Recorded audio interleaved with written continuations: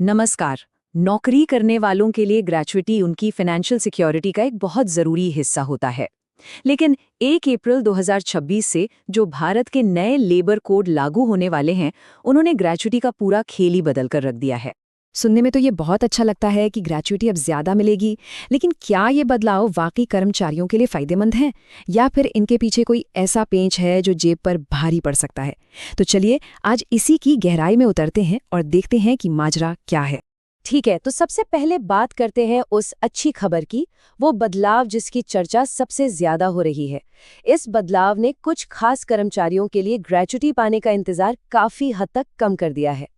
तो देखिए, परमानेंट कर्मचारियों के लिए तो 5 साल का नियम वैसा का वैसा ही है, लेकिन असली जो बड़ा बदलाव आया है वो है फिक्स टर्म यानी कॉन्ट्रैक्ट पर काम करने वालों के लिए।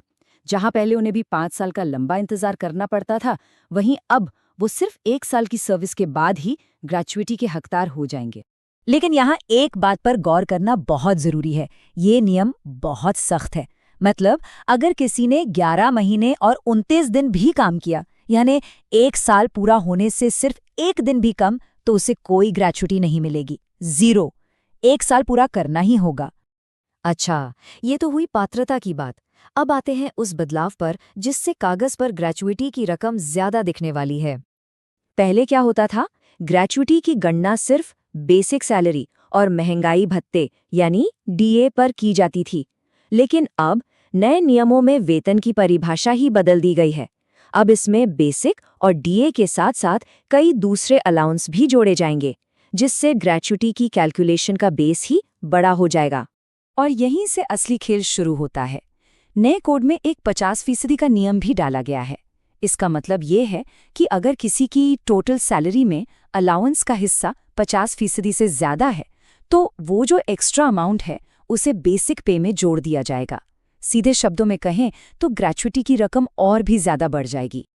तो अब तक तो सब कुछ बहुत अच्छा लग रहा है ना?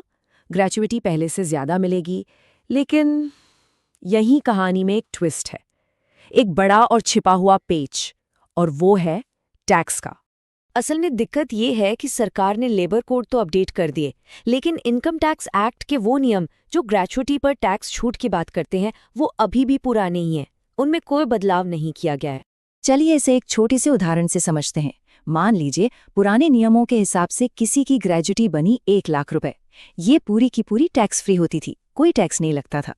अब नए नियमों के हिसाब से क्योंकि सैलरी की परिभाषा बदल गई, तो उसी व्यक्ति की ग्रेच्युटी बढ़कर हो गई, मान लीजिए 1,50,000 रुपए। कागज पर तो ये बहुत बढ़िया लग रहा है, लेकिन असली खेल यही है। टैक्स में छूट अभी भी पुराने हिसाब से, यानी सिर्फ 1 लाख रुपए पर ही मिलेगी। इसका सीधा सा मतलब है कि जो ऊपर के 50,000 एक्स्ट्रा मिले हैं, उस पूरी रकम पर इनकम टैक्स स्लैब के हिसाब से टैक्स देना पड़ेगा। तो हुआ ना, ग्रेच्युटी तो बढ़ी पर पूरी की पूरी जेब में नहीं आई। तो टैक्स की इस उलझन के बाद अब एक ऐसे बदलाव की बात करते हैं जो वाकई में हर कर्मचारी के लिए एक बड़ी राहत है। सोचिए, पहले जब कोई नौकरी छोड़ता था तो अपने ही पैसे के लिए फुल एंड फाइनल सेटलमेंट के लिए 45 से 90 दिन तक इंतजार करना पड़ता था। लेकिन अब ये इंतजार सिर्फ 2 दिन का रह गया है। जी हाँ, सिर्फ 2 वर्किंग डेज के अंदर कंपनी को सारा हिसाब किताब चुकता करना ही होगा। तो अब सवाल उठता है कि इन सारे बदलावों को देखते हुए तैयारी कैसे की जाए? अपनी फाइनेंशियल प्लानिंग को इसके लिए कैसे तैयार किया जाए? देखिए, इस नए माहौल को समझने के लिए 4 कदम उठाए जा सकते हैं। सबसे पहले अपनी सैलरी स्ट्रक्चर को देखिए कि उसमें बेसिक कितना है और अलावेंस कितने हैं।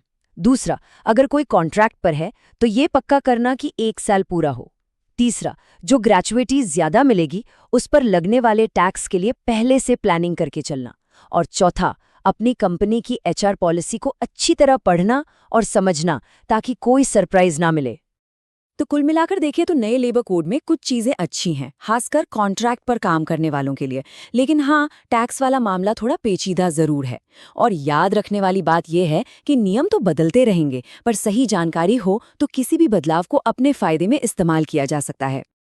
और अंत में बस एक सवाल कि जिस रफ्तार से ये लेबर कानून बदल रहे हैं, क्या हमारी फाइनेंशियल प्लानिंग भी उसी रफ्तार से अपडेट हो रही है? इस पर सोचना बहुत जरूरी है। इसी सवाल के साथ आज के लिए बस इतना ही।